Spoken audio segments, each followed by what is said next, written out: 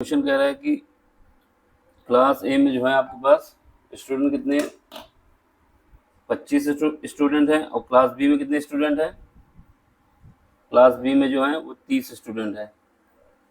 ठीक है, यहाँ पे क्लास लिख दो। ठीक, क्लास और यहाँ पे लिख दो स्टूडेंट कितने हैं, टोटल स्टूडेंट यहाँ पे क्या है, हाईएस्ट स्कोर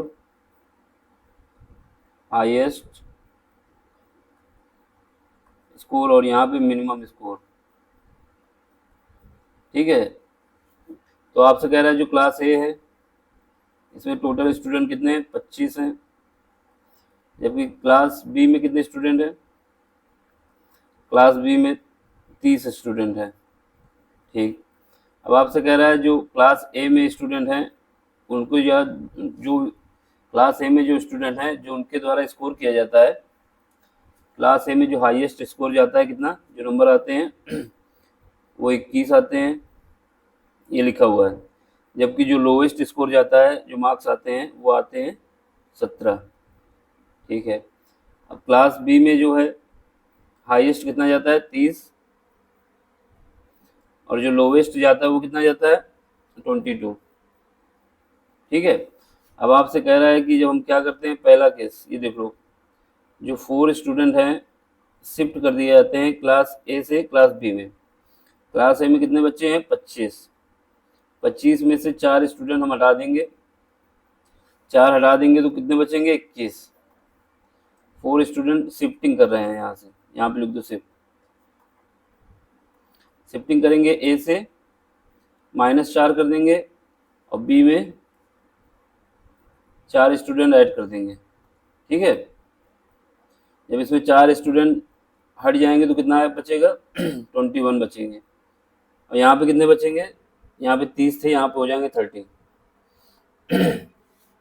अब देखो ये तो हमको पता नहीं है कि कौन से स्टूडेंट आएंगे, हो सकता है जिनके स्कोर हाईएस्ट है 21 वो स्टूडेंट यहाँ पे 4 आ जाए, या फिर हो सकता है जिनके मिनिमम है वो स्टूडेंट यहाँ पे आ जाए। ठीक है, लेकिन जो बी के विषय में बताया गया है, बी का जो हाईएस्ट है कितना है, 30 है, और जो मिनिमम है कितना है, 22 है।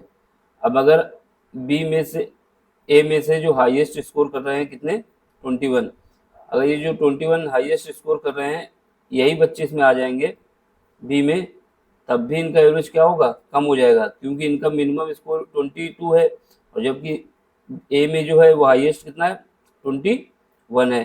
तो 22 इसका लोएस्ट है जबकि इसका हाईएस्ट है। अब इसमें अगर ये 4 बच्चे ऐड भी हो जाएंगे तब भी इसका एवरेज जो है वो घट जाएगा। ठीक, दूसरी बात, अगर 17 जिनके मार्क्स 17 आए हैं वो बच्चे आएंगे तब तो बिल्कुल पक्का है, यानी दोनों में से कोई भी बच्चे आ जाएं, या 21 वाले हाईएस्ट स्कोर करने वाले या मिनिमम स्कोर करने वाले, तो इस केस में आपका क्या होगा, जो बी का एवरेज है वो घट जाएगा। तो पहला ऑप्शन आपका क्या कह रहा है, the average score of class B will be definitely decrease. Definitely का मतलब हो गया कि 100% कम हो जाएगा, बिल्कुल कम हो जाएगा, क्योंकि चाहे बच्चे हाईएस्ट स्कोर करने वाले हैं चाहे लोवेस्ट स्कोर करने वाले हैं, बी में जब मिलेंगे तो बी का एवरेज कम हो जाएगा। क्यों, क्योंकि बी का जो मिनिमम एवरेज है कितना है, स्कोर है वो 22 है, जबकि इसका हाईएस्ट कितना है, 21 है। तो पहला तो ऑप्शन सही हो गया। दूसरा देखो, इसमें क्या क्या कह रहा है, the average score of class A will be definitely increase. अब क्लास ए में आओ, क्लास ए में कितने बच्चे थे, क्लास ए में जो है 4 बच्चे हमने कम किए हैं। ठीक है, अब मान लेते हैं 4 बच्चे जो कम हुए हैं जिनके स्कोर कितने थे, 17 वाले कम, कुछ तो पक्का तो बताया नहीं कि जिनके स्कोर कम है वही कम होंगे, ऐसा तो बताया नहीं। तो इसका मतलब जब अगर ये कम हो जाएंगे 17 स्कोर करने वाले तो इनका एवरेज क्या होगा, पहले केस में जब माइनस जो 4 बच्चे हुए हैं उनका लोवेस्ट स्कोर था, लोवेस्ट स्कोर, यानी 4 जो बच्चे कम हुए हैं उनमें से 17 उनका नंबर कम हो जाएगा, तो 68 नंबर कम होगा। तो उस केस में आपका एवरेज क्या होगा, ये एवरेज जो 21 है ये बढ़ जाएगा, तो एवरेज इंक्रीज हो जाएगा, एवरेज। ठीक है, लेकिन दूसरा केस ये भी तो हो सकता है, अगर हाईएस्ट स्कोर करने वाले बच्चे बाहर हो गए जो 4 बच्चे माइनस हुए हैं वो हाईएस्ट स्कोर करने वाले बाहर हुए। जब हाईएस्ट स्कोर करने वाले बाहर होंगे तो क्या होगा, स्कोर जो एवरेज है आपका ए का वो क्या हो जाएगा, क्योंकि हाईएस्ट वाले बाहर हो जाएंगे यानी 21 वाले बच्चे बाहर हो जाएंगे, क्या होगा, एवरेज घट जाएगा। तब एवरेज इंक्रीज की जगह डिक्रीज हो जाएगा। तो इसके विषय में नहीं बता सकते, इसका एवरेज डिक्रीज भी हो सकता है, इंक्रीज भी हो सकता है, कंडीशन डिपेंड करती है।